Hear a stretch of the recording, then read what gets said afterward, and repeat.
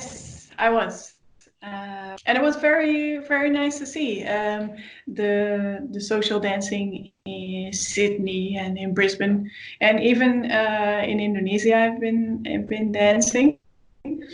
I'm quite so for Indonesia, it was a little bit harder for me to dance because the guys just couldn't turn me normally. Is So that because that of the was height that was a differences thing. or? Yes, there was definitely a height difference. Yes, I think like two times my head, you know. So they would.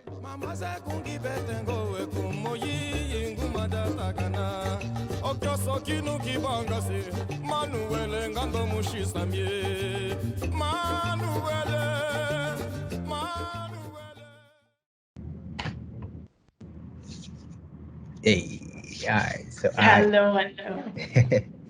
I am now on the line with a Miss Steffie Da Costa, who is a Hello.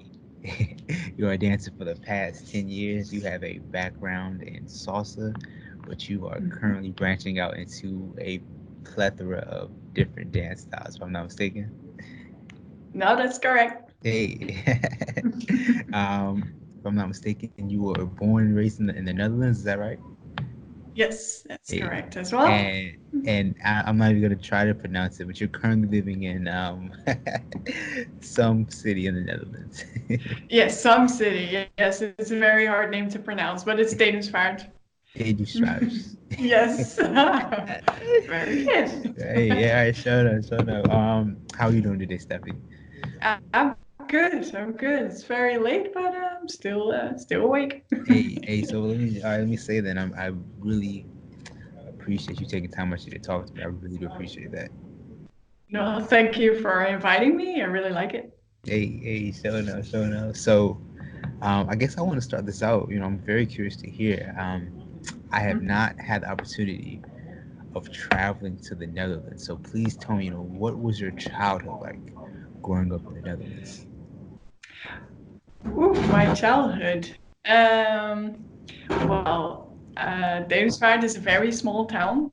I think we have like 20,000 people living here.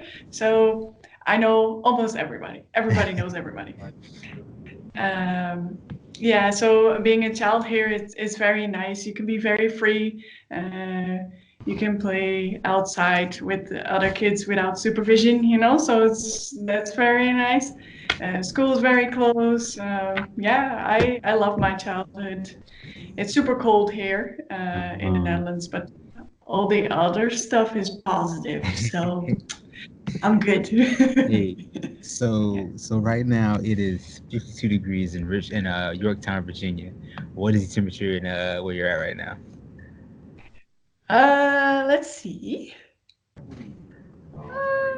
Not that bad today. Today is 9, so that's Celsius. I don't know how that works in degrees, but Let's it's find 9. out. Hold on. Let's see. 9 Celsius to Fahrenheit.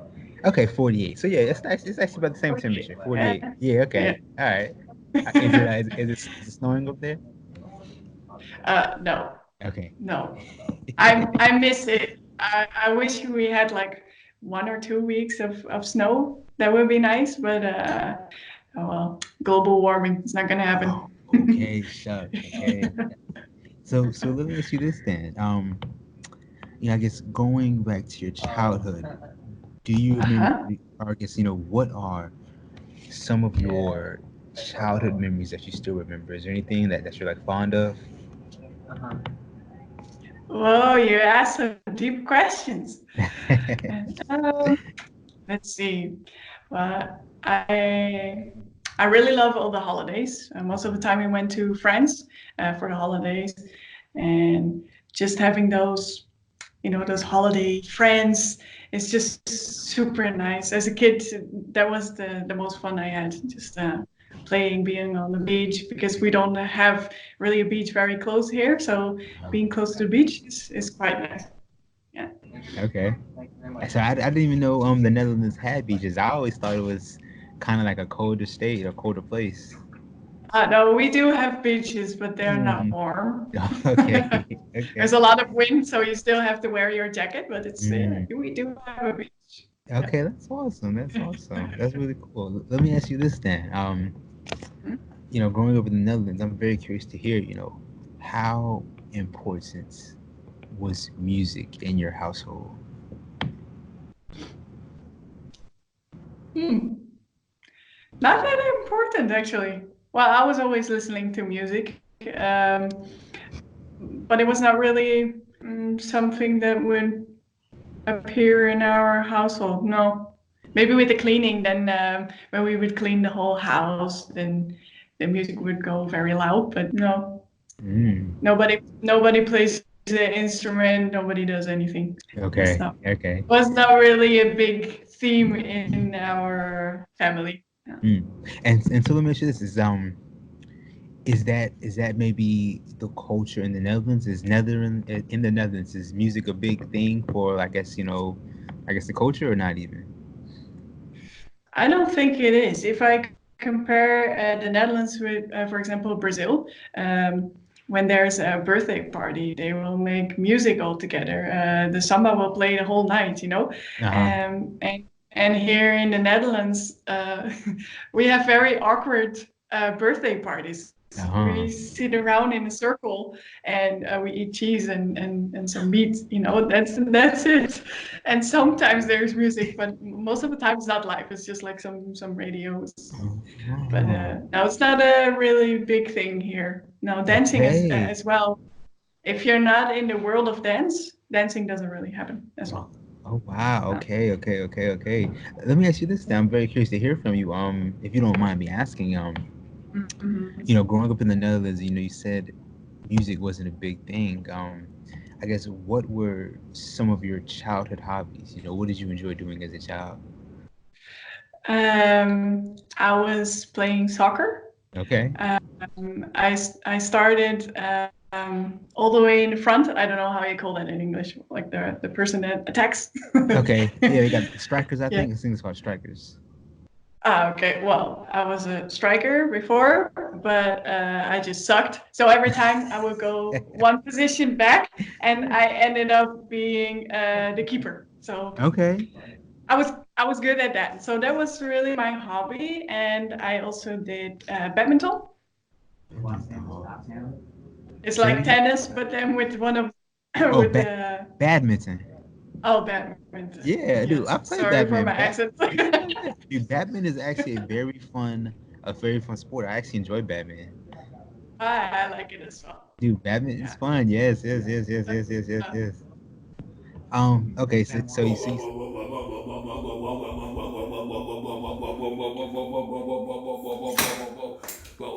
Hey, if you could leave a like and subscribe, that would be amazing for the channel. Let's get back to the video.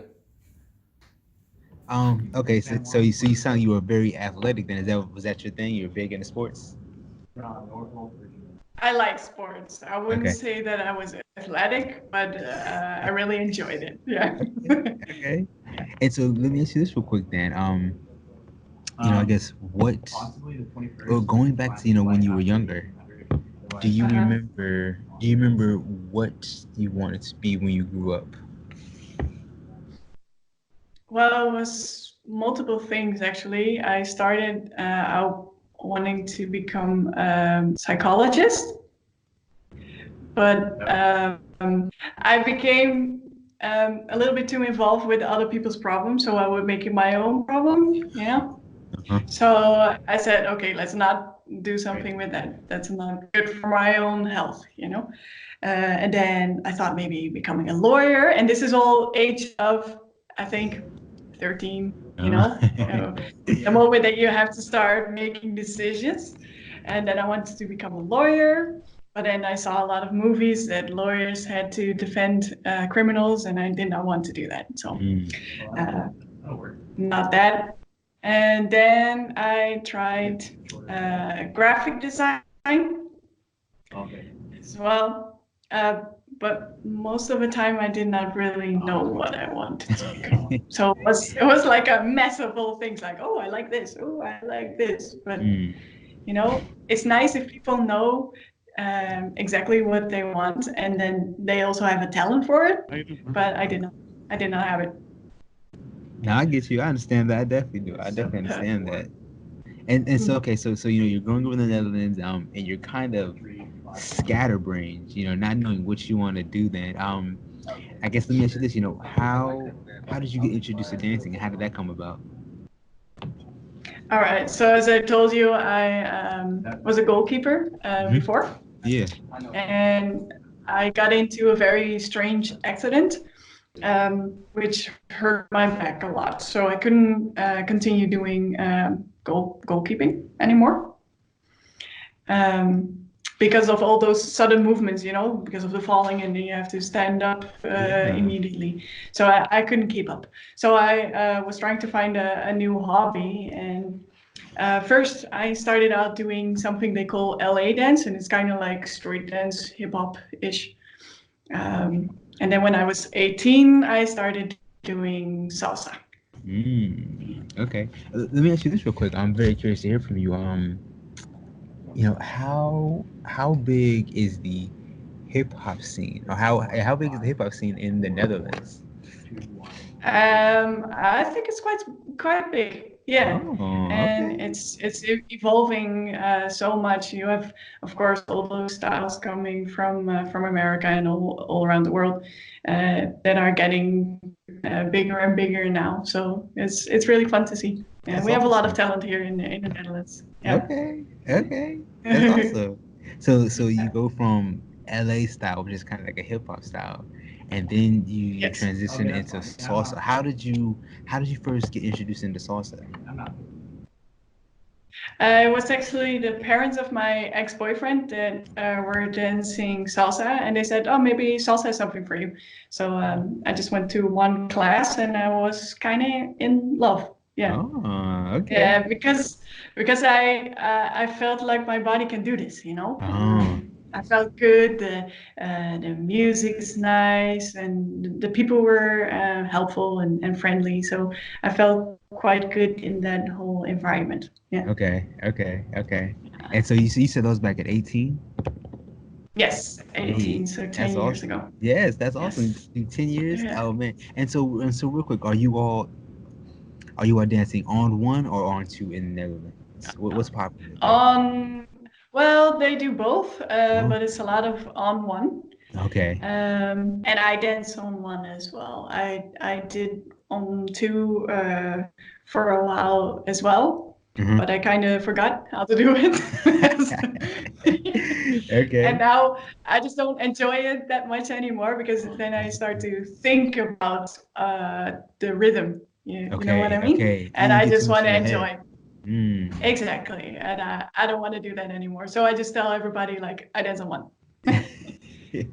And Yeah. so real quick, going back to I guess was this 2020 now, so 2010. Who were you first taking class with at that time? There was Oh, at Salsa Ventura. They have multiple locations in the Netherlands. Can you still hear me? yeah. Say the name. I'm just trying Yeah. to say the name again. Salsa Ganguda. Salsa Ventura. Oh, okay. Okay. Yes. And what was his name again? Oh, I can't remember the name of the teacher, but I remember the dance school. Yeah. It Okay. was a lot of fun. Yeah. Mm. And so tell me this thing, so you get introduced to it. So you have the background in hip hop, and then you get introduced to salsa. I'm very curious to hear from you. What was your beginner stage like? What was that like for you? Well, already quite fast, I started to understand salsa. I think it's just part of my body that I can do that, with the hips Mm. and the rhythm. I kind of understood quite fast. Like the hip hop for me was really a struggle because I think Oh, I'm too straight, and I like to be elegant. And I think with okay. hip hop, you need to be like down and uh, leveled, and with salsa you can stay a little bit up. So that's, yeah. I felt good dancing salsa. Yeah. Okay, yeah. And so tell me this thing, because for myself and others who have never been to the Netherlands, what is the salsa community like in the Netherlands? Is it a big thriving community or is it kind of small? Um, well, I think for Dutch standards, it's quite big. Yeah. Hmm. But at some point, you do know the whole community. So if I would go to Amsterdam, I know what kind of people will go there. And in Rotterdam, the same. In Utrecht, you have the few communities that you will know that they will be at those kind of parties or those cities. So Uh-huh. yeah, it's big, but it's also not big. Uh-huh. Okay, I Yeah. get you. I think that's very similar to places around the world. But I think it's very cool how I talk to a lot of dancers from around the world, and what I consistently hear is, salsa is danced everywhere around the world. It's very cool. Uh, yeah. When I started dancing, I didn't know it was that big. Oh, No, because I live in such a small town, and then the first big city is called Zwolle, which is not even that big. But then when I was going to my first social party, I was like, whoa, I didn't know that so many people in this part of the Netherlands were dancing salsa. So it was crazy to see. Yeah, hey, it's that is so cool. much bigger than I thought. Hmm. Yeah. Okay, yeah. So you said you were taking the dance classes, and I guess, well, let me ask you this then. So we kind of been jumping all around, but I guess I'm Mhm. very curious to hear, what happens after you graduate high school. Do you decide to go to university, or are you are you go straight into working? What happens for you? High school. High school is when you're 15, right? 18. 18? Yeah. What do you All call it right. there? I think I think high school here is called middelbare school. So it's like um, I think from 12 until 16, something like that. All right. Well, so hold on. All right. I'm sorry. You're in a completely different country, so you all have a different school system. So like, so wait, what is like? So wait, do you have kindergarten? Yes, but we actually have to go to school from when we are 5 until 11, 12. And so And then what you is go that to called? What's 5 to 11? basisschool. Basta. Say it again. Bata school. Basisschool, like basic school, kind of. Okay. Okay. Yeah, So there's basic basisschool. school, and then so that's 5 to 11, and then what's after Yeah. Basa school? Middelbare school is like in between school, middle school. That's middle school. Yeah. So wait, that's from 11 to Yeah. what? 15? 11 to 16, 16. kind of. Okay. And then so Yeah. then what's after Basa middle school? But Basa. they have you have a few different things that you can do. I think what I did is close to the university in America. I think I did HBO. We call it here HBO, and I did something called office management. And it's actually a very broad kind of study because then still when I was 16, I did not know what I wanted to do. So I Hmm. did something that was so broad that I could still see later on what I could do with it. Yeah. And Mm. now I'm not doing anything with it. So. I mean, you're not the only one. So yeah, I went to university as well, and I am currently not in my field of study. You understand me? What did you do? I was School of Business, Information Systems. Uh-huh. Yeah. Currently, I'm in the military, And so now, I'm in the all military. right. Yeah, yeah, So that's completely different yeah. It indeed. is. It is. It is. So But so that's actually very cool. So you all have a different education system over there, which is very surprising. Um, Let me ask you this: have you had an opportunity to travel outside of the Netherlands? yes, my first time that I went by myself was to Australia. Mm, That was when I was 21, I think. okay. Yeah, I went there for 2 months, and then I went to Indonesia. I have a little bit of Indonesian in me, so I wanted to Hey, see if I feel a connection with the culture, and I really did. I really loved that's Indonesia. that's Yeah, awesome. Australia as well. It's still my favorite spot. Hey, And it's really sad to see what's happening now in we're about to burn Australia. down. Yeah, that country's about to Yeah, burn down right now. It's crazy. yeah. Oh my God, so sad, so sad. But that was my first big trip Okay, so real quick, Australia. let me ask you this then, because I've never been to Australia, but I've interviewed some people from Australia, and they tell me that it's very Western. It's kind of like a Western culture, Western society. So Mhm. I'm very curious to hear from you. How does Australia compare to the Netherlands? I think the people in Australia are much more laid back. Oh. Well, the weather is much better, so that's already one thing that makes people go outside. You know, a lot Mm, of people here in the Netherlands are always inside, so you yeah. don't really talk to other people because it's too cold to stay outside. You just go inside. And in Australia, yeah, the people are very helpful. Here in the Netherlands as well, but it's a different type of help. And I really love the mentality of Australia. I didn't think that the food was much different. I think that was Okay. quite similar. Mm. Um, yeah. Well, I went through the East Coast and I was young, so most of the time I would only see tourists and a Okay. few Australian people, but mostly a lot of people from all over the world. So Mm. I don't know if I'm the best person to ask an opinion about the Australian culture, but the nature is beautiful. The people that I've met are amazing. Yeah. Okay. That's perfect. That's perfect. And so Uh-huh. please tell me about your trip to Indonesia. What was that like? That was amazing and very difficult at the same time because I went for a silent retreat for 10 days, uh, which was an awesome memory if I look back at it. But that moment itself, oh my God, it's crazy. Um, yeah, the first 3 days, being silent is okay. You just have all these random thoughts.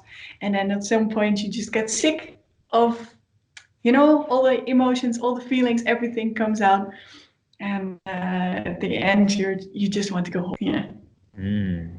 but it was nice. The food was vegetarian. Hey. I could not talk with anybody there, of course, but you do get a little bit of a connection with the people that are there as well to be silent and to, find themselves, which a lot Yeah. of people do when they are in Bali. Yeah, it was amazing, and there it's a little bit more close to Brazil. That you see very rich people, but you also see very poor people.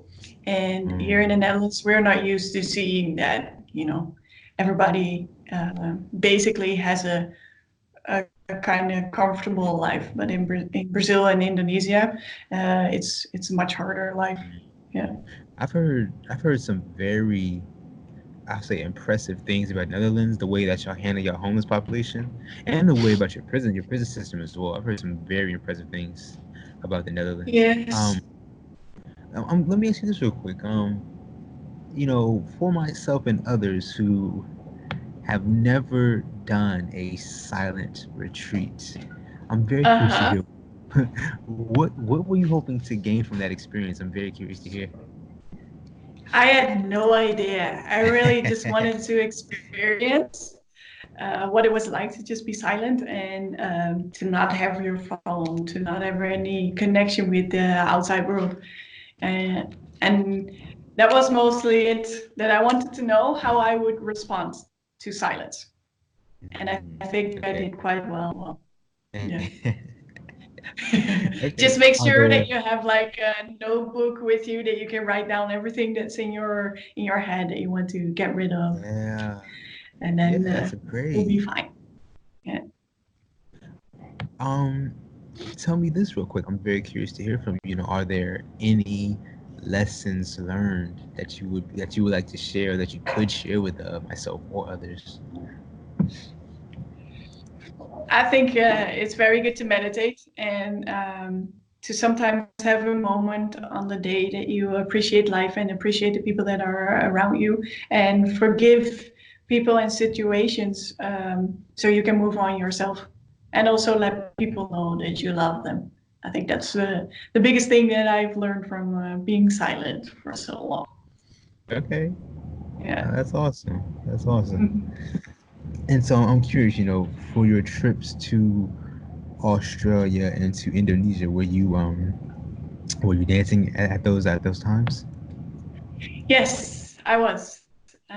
And it was very, very nice to see the social dancing in Sydney and in Brisbane, and even in Indonesia. I've been dancing. I'm quite so for Indonesia. It was a little bit harder for me to dance because the guys just couldn't turn me normally. Is So that is that because that of the was height that was a differences thing. or? Yes, there was definitely a height difference. Yes, I think like 2 times my head. So they would already be afraid to ask me, and then if they would dance with me, they would still be a little bit scared. But I was hoping that people would just feel comfortable because I'm not that scary to dance. How tall are you, may I ask? I am how do you say that? 167 centimeters. Not centimeters, nah. Meters, I guess. No. 160 centimeters. 1 No. meter, 70, no, 67. Oh my God, it's so confusing. 1 meter, Wait, 67 inches. yeah, let me check how that is All right, one in meter inches.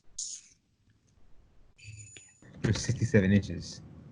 69, 69.2 inches. Would that make sense? I think so. Hold on, let's see. So you are 5'7". Okay, all right, you're 5'7". Very similar to All me. right. This is crazy. You like living on. You might as well live on Mars. You understand what I'm saying? you Yeah. you use the And metric I'm not system. even that tall here. You use the metric I just system and uh-huh. that's crazy.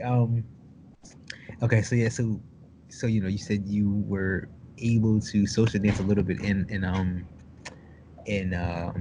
Australia and in Indonesia. I'm very curious. I guess what was the social dance scene like in Australia?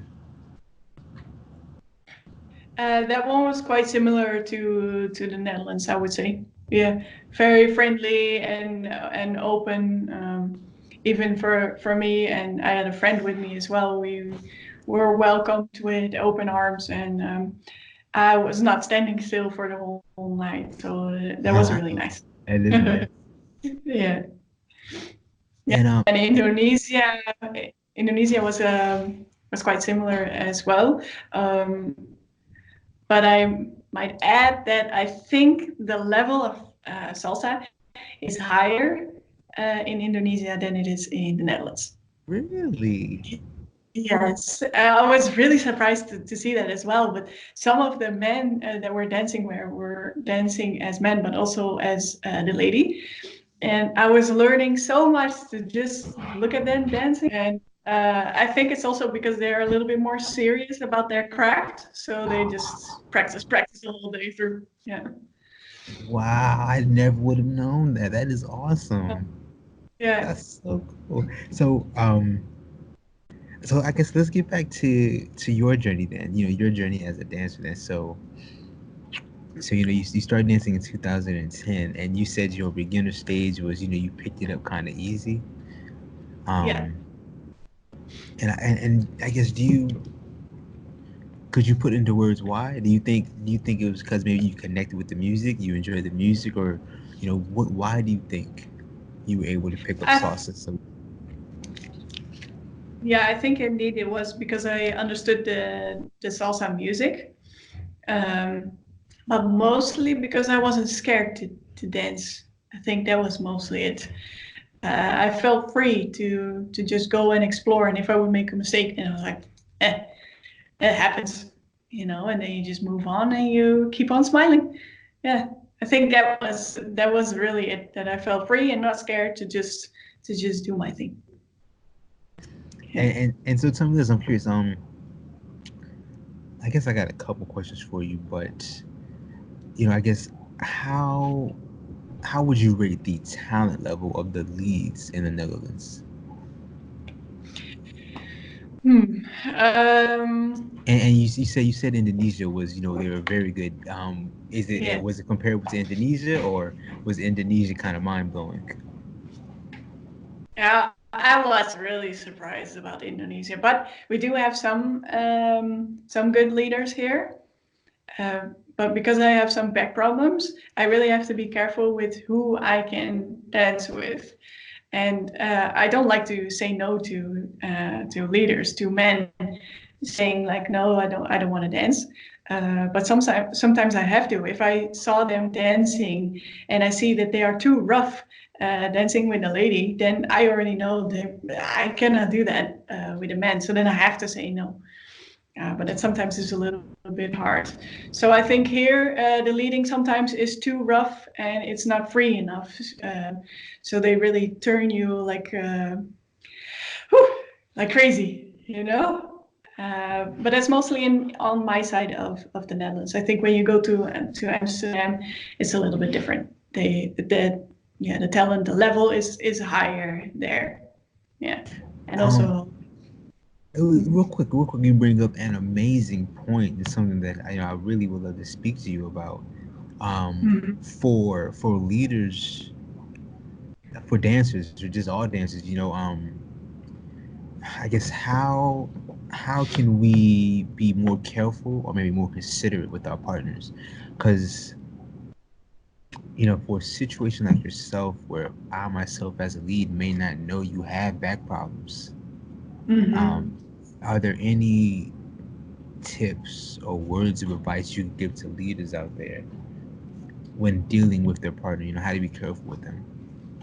Yeah, I think one of the most important things is to start off with building a connection. That you don't start off with a lot of tricks and those kind of things. Just kind of test how is the person responding to like a smooth turn. Just giving like a small accent, and will the person turn, or does the person need a little bit more of a lead?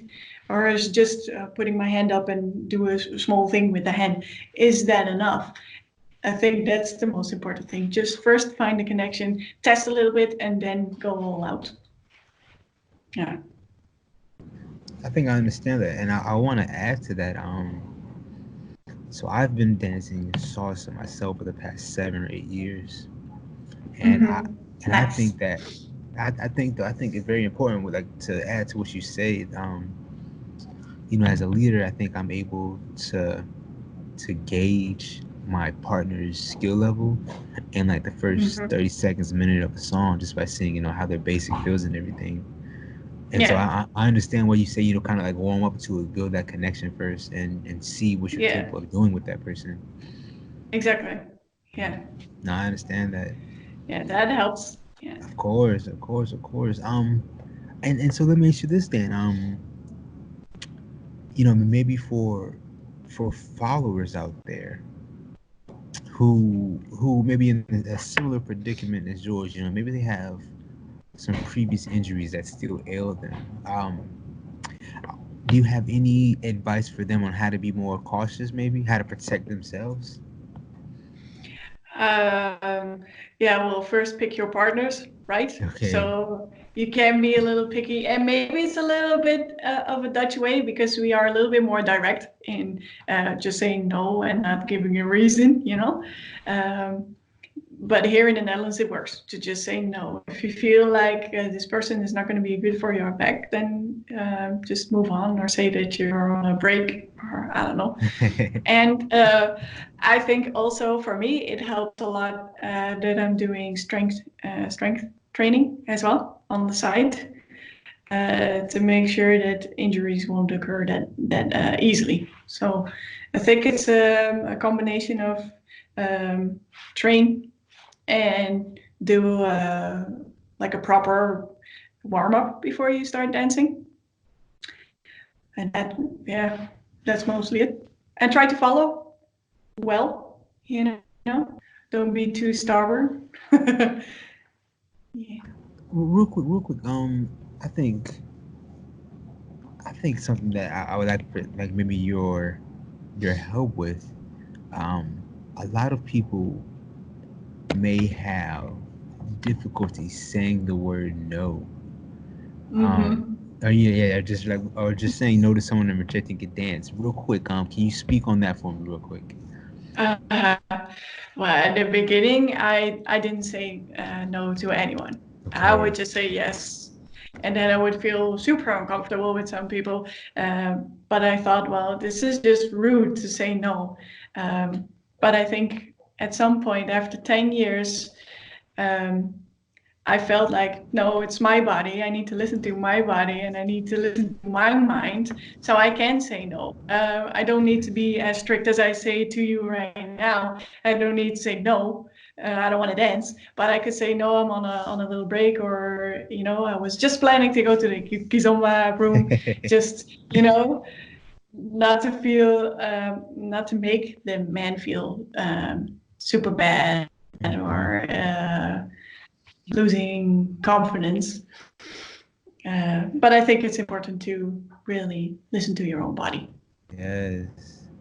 Yeah. And I totally agree with that.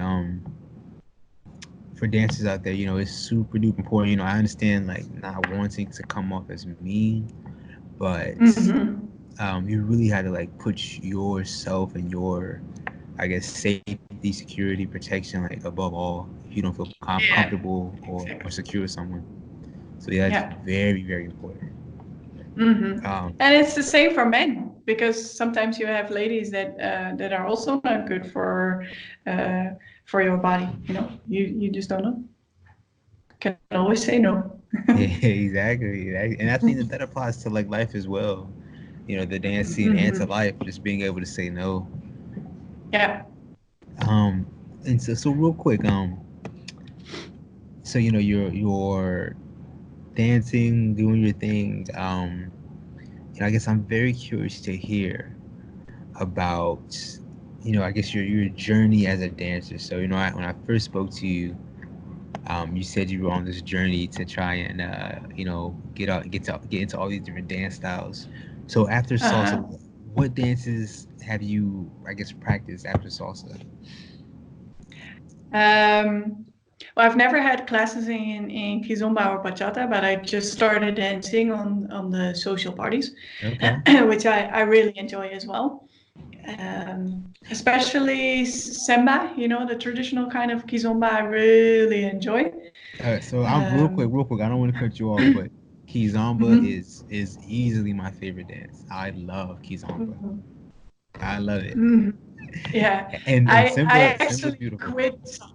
Yeah, I quit salsa for a while because I was so addicted to Kizomba. Then I was like, salsa, give me Kizomba. Yeah. But nice. Yeah. So you say you're doing bachata, kizomba, and simba. Tell me this real quick. What is the kizomba, simba, bachata? What does that seem like in the Netherlands? Is there a big community for it? Yeah, I think the bachata is similar to the salsa.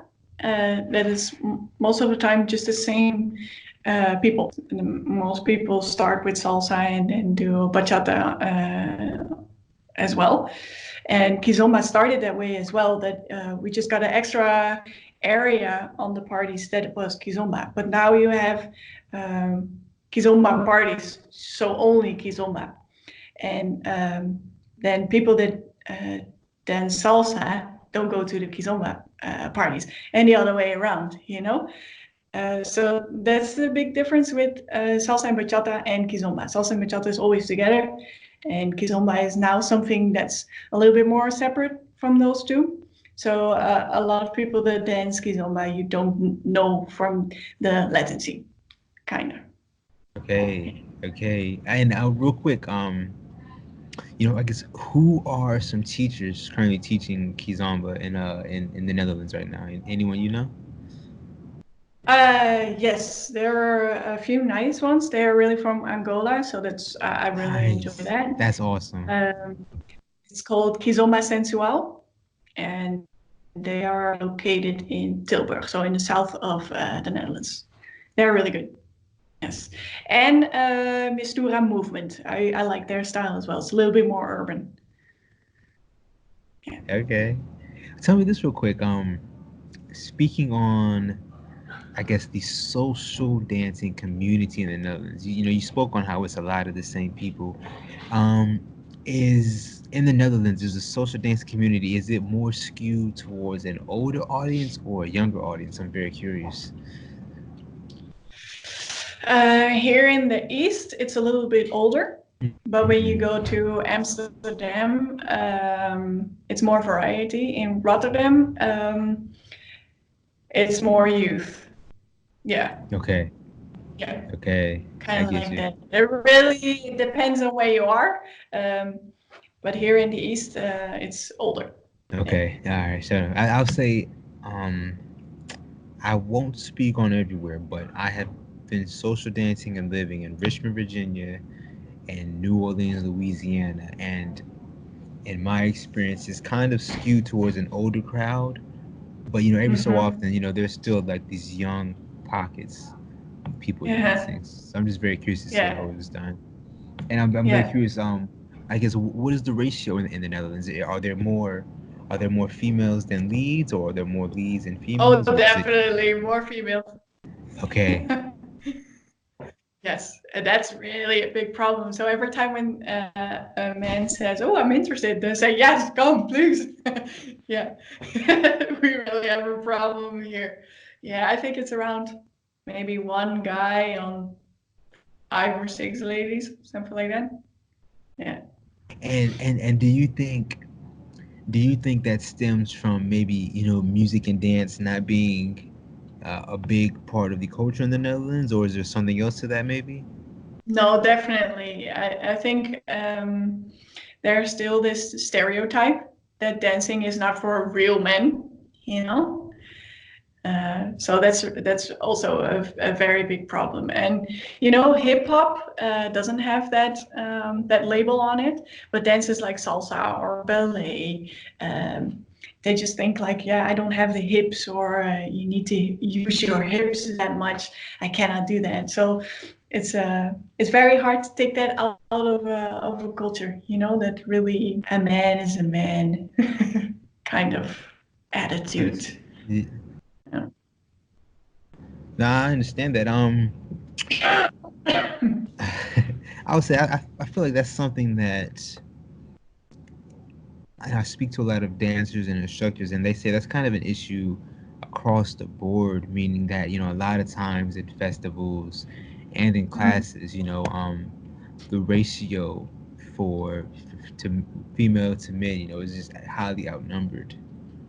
Hmm. And, Yeah, I was actually surprised about Indonesia because there it was quite similar. Maybe even more men. really, okay, Yeah. okay.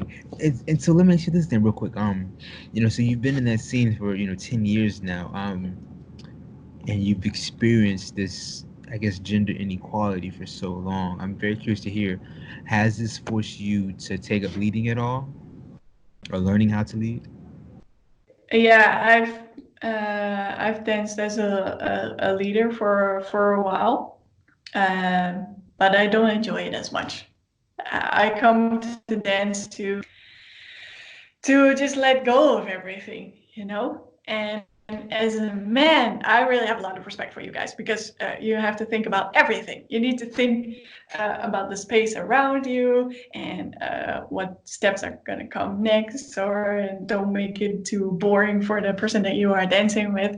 So, no, I stopped doing that because I just don't enjoy it. I want to just dance. Yeah. And so, real quick, I'm a lead, so I completely understand what you just said. Explain to me this though, because I have no idea what this means. Um, Uh-huh.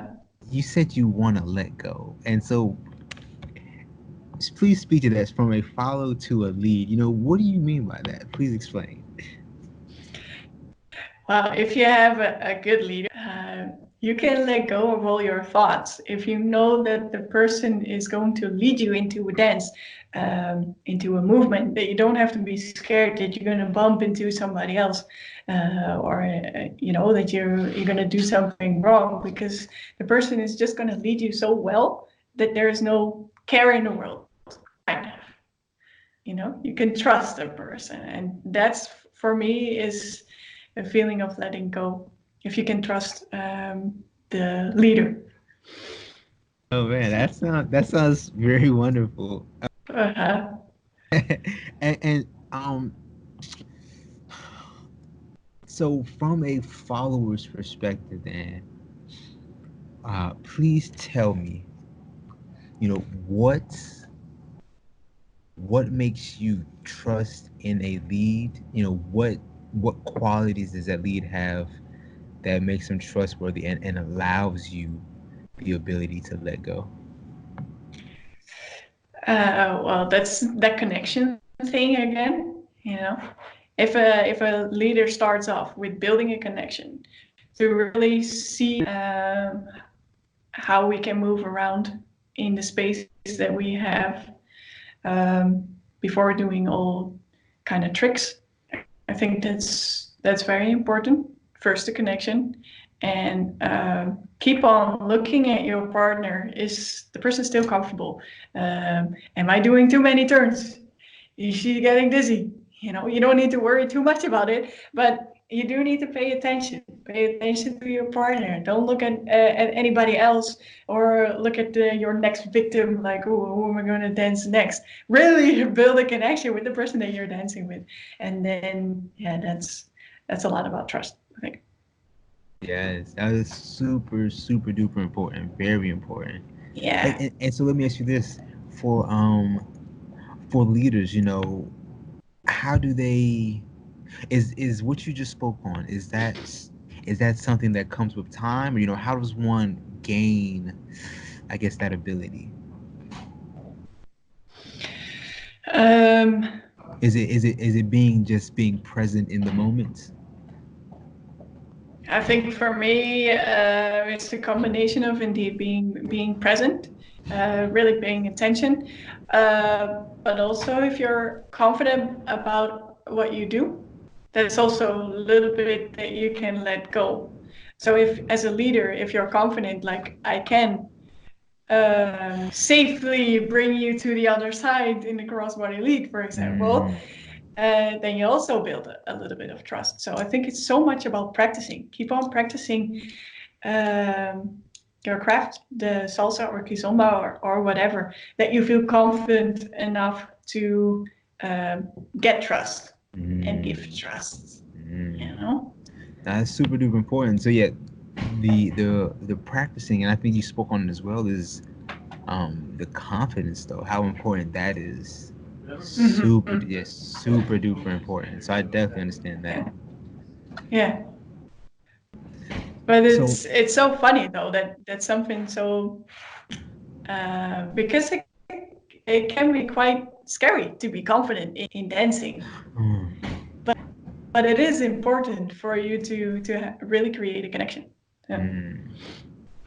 and I think it's really cool. A lot of what you're telling me, Mm-hmm. I'm starting to realize how easily it translates to everyday life as well, though. Yeah, Yeah. definitely. Yeah. Let me ask you this real quick. Um, so you've been a dancer for the past 10 years. I'm very curious to hear what are some lessons that you've learned from dancing that you're able to translate to your everyday life. Uh, the saying no part, Yep. that's Yeah. quite useful. Mm. Yeah, listening to my body, and also to trust people. Yeah, to just give everybody a benefit of the doubt. If you give me all of your attention and your trust, then I can respect you and trust you. So yeah, stay open to people, stay open to cultures. Here in the Netherlands, we have so many different types of cultures that come together in one social dance.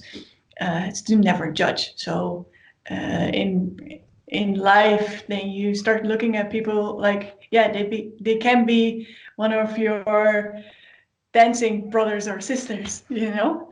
So I just respect everybody, no matter their background. Yeah.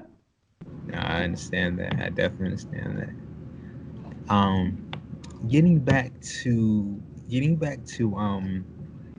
the many styles of dance you're trying to learn. So you spoke on Kizomba, Bachata, and Semba. Is there anything else that you're passionate about at this time? Oh yes, yes. I love flamenco. Mm. Yes, and I really hope that I can keep on learning in Brazil. Um, but it's just a matter of time. We don't know yet where we're going to live exactly in Brazil, so it's just a waiting game at this point. But I'm having some tutorials online that I'm using. It's not ideal, but at least Yeah. I can start, you know. But I really love flamenco. It's really beautiful. Okay. But yeah, I started the vlog, and I really want to in the vlog learn every style that just comes along. So if somebody says like, "Oh, you should try line dancing or something," I will do it. I Mm. want to just experience everything. Yeah. That's awesome. That's awesome. That's so Uh, cool. Um, let's speak on flamenco for a little bit. I don't really know much about that dance. So, do they dance flamenco in Brazil? Is that something they do? yeah, it's not really their Ah, cultural dance or something. It's really from Spain, the okay. flamenco. But I hope there must be like a complete scene in Brazil as well, because here in the Netherlands, there are also people dancing flamenco and teaching. So Okay. And so real quick, can you put into words, I guess what draws you to flamenco so much? Why do you enjoy it so much? well, I saw it the first time when I went to a holiday in Sevilla in Spain, and that's really the heart of flamenco. So Uh-huh. everywhere where you walk, you just see flamenco, people dancing or the music, you know. And I went to a live show. It was really small, maybe just 20 people in the audience, and then a small stage. It was so intimate, and you could see the sweat on the face of the dancers, and you know the passion and the nice skirts and standing tall. I really liked the energy, the music. It just gives me goosebumps just Hey. thinking about it. Oh, I just want to dance. So yeah, I really like flamenco. Yeah, Is and very strong. that's a partner dance, correct? Sorry. Is that a partner dance? Um, Not really. Most of the time they do it alone. There are a few ones that you do with a partner, but you're not really touching each other. You know what I mean? It's flamenco is with the arms, you know, those kind of things, and the I, footwork, those I'm kind trying of. to picture it. I need to look it up. I need Uh-huh. to look it up. I haven't seen it in a You while. know the emoji on WhatsApp, the Yeah, lady which with the one? red dress. Yeah, okay. Uh, that's the That's flamenco. flamenco. Oh, Yeah. okay. I need to look this up. I need to look this up, man. Real quick, let me ask you I this. will. Uh-huh. Oh, now what were you gonna say? I'm sorry. Okay, I could send you a video of my Please, favorite flamenco dancer. please. I would She's appreciate awesome. that. That's Yeah. what's her name? Well, I hope I can pronounce it right, but it's Rocio Molina or Rocio Molina, Okay, I definitely check it out. Please something send it like to me. that. Send it to me on Instagram, please. Okay, I Um, will. hey, real quick. You spoke on your desire to move to Brazil. So I'm very curious. How did this start? Where did this come from? May I ask? Well, I'm married to a Brazilian guy, so that was quite an easy thing to have in mind. You know, maybe we should go to Brazil. Yeah. No, he's been doing his study here. He's finishing up his PhD. He had a contract with a Brazilian company that he could do his study here in the Netherlands for 4 years, but then he also has to come back for 4 years to kind of share his knowledge. And first we thought like, we just stay in the Netherlands. We don't want to go back to Brazil. But then one of his friends who was kind of doing the same study got a letter like, are you coming back to Brazil or not? And you can get a quite high fine if you're not coming back. So we were like, okay, well then 4 years to Brazil, let's go. Okay, you can actually get fined if you don't return. That is crazy. Yes. Well, it's not a Wow. punishment though. I like it. Okay. Yeah. I'm very curious. Does your husband does he do any lambada or Brazilian zouk? Uh, Zouk. Well, we did the beginner's course of Zouk together. Mm. So when he was in Brazil, he didn't dance, but he really likes samba de caveira. Hey. And What about yeah, forró? it's beautiful. Does he do forró? A little, A little yeah. forró. Okay, I know that's He very knows popular. how to do it. Yeah, it's Yeah, very. yeah. And we're So gonna nice. have some classes in Volvo as well when we're there. Hey. Okay, that's Yeah, awesome. we actually met at a Kizomba workshop here in Amsterdam. Oh, that's so awesome. That's amazing. Uh, How is his Kizomba leading? What is it like? It's very nice. I really Hey, like that's it. awesome. Yes. Yeah, it was really love at first dance. You could That's say awesome. the That's connection awesome. was great. So yeah, during the workshop we started talking and well, we kind of didn't let go anymore. Hey. That's awesome. That's so Yeah. cool. So real quick, let me ask you, I guess really I just want to ask you this question real quick. Uh-huh. Can you give me, well, actually two more questions really. Let me ask you two more questions. So, you're branching out into all these different dance styles, learning from Mhm. everyone and anything that you can. I'm very Mhm. curious. Are you able to translate, everything into like maybe salsa or into your bachata or into your kizomba? If you understand what I'm saying, Mhm. is that possible for you? Uh, I think for those type of dances, no. But I think because I want to make flamenco my main dance, Okay. kind of, because I really feel a strong connection. But I think all the things that I'm gonna learn and I already learned is gonna help my flamenco. Definitely, yes. No matter what, you can use ballet for flamenco. You can use the salsa, the passion, the fire, the energy in flamenco. Mhm. So yeah. Okay, I understand that. Uh-huh. And so let me ask you this real quick then. I would love. I want to kind of give value to people listening right now. So, can you give me one tip that you could give to anybody to make them a better dancer immediately? Immediately. All right. So I don't know who said it, but there is like this expression says, wait, how does it go? How does it go?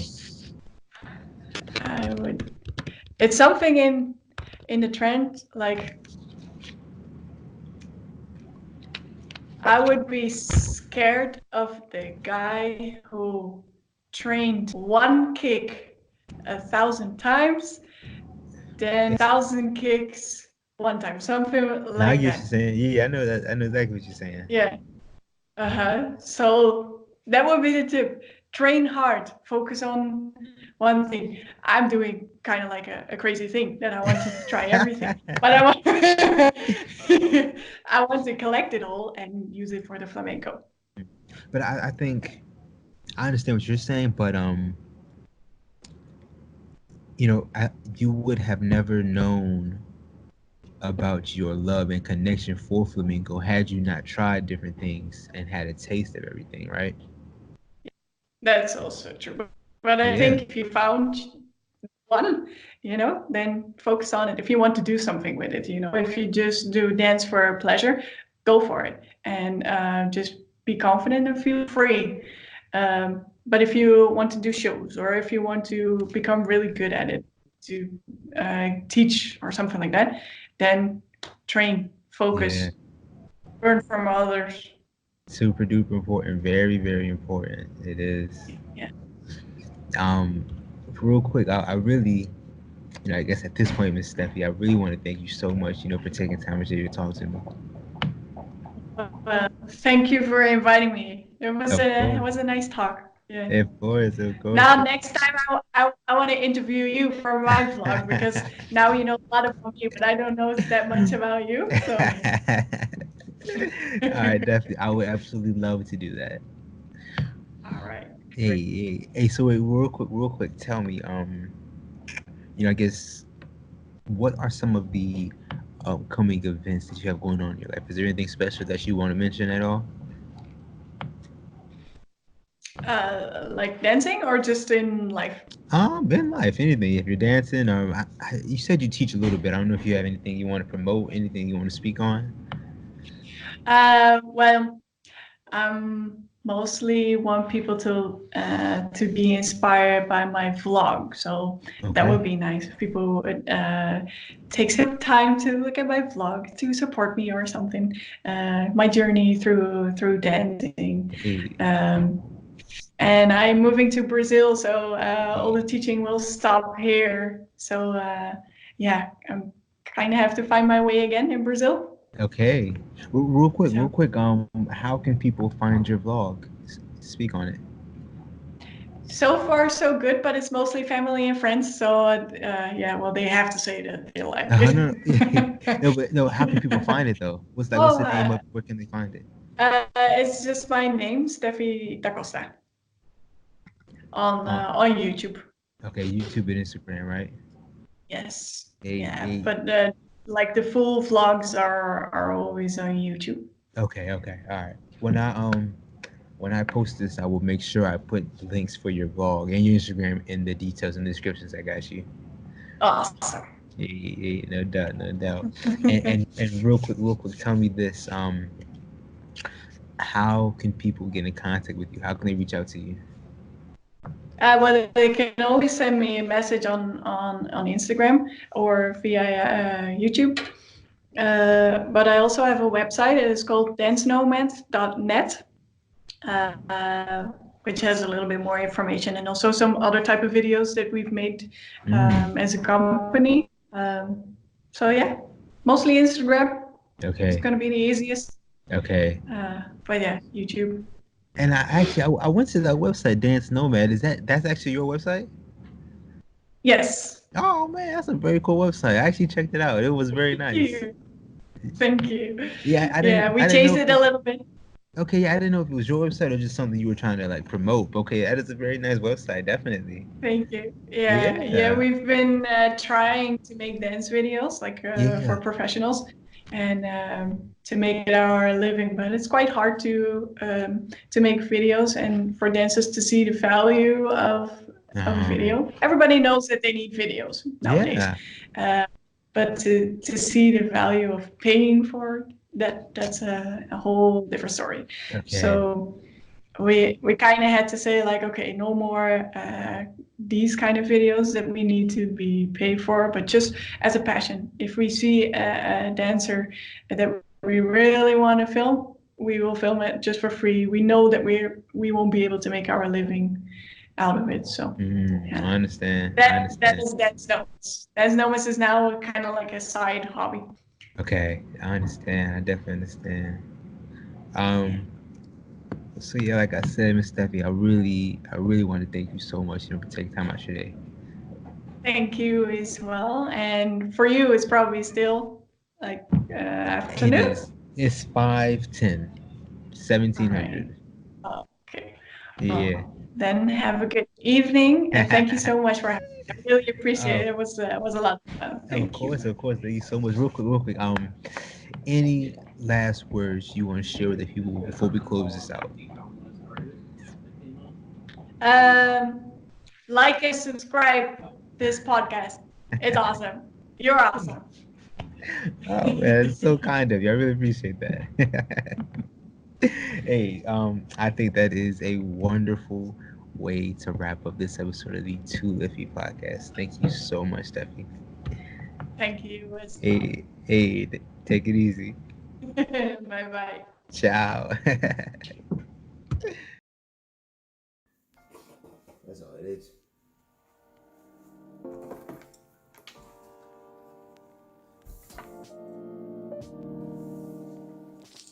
Hey everyone! If you made it this far to the end of the video, I want to thank you so much. Um, my overall goal with making these interviews and these episodes is to give a voice to dancers. To give them a platform to speak their story. So, if this is of value to anyone, then that means the world to me. My overall goal is to give value to the dance community. So, if you find no value in this, then I urge you to please let me know where I can improve on. I truly want to, just give value and content to the dance community. So please let me know how I can improve, where I'm messing up, because to be 100% honest with you, I'm learning along the way as I do this. I truly am.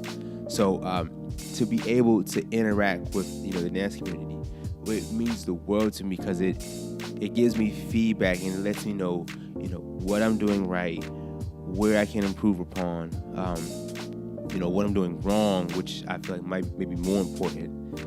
So please, if you all could comment and just let me know what you think, it means the world to me, because that feedback just helps me improve. So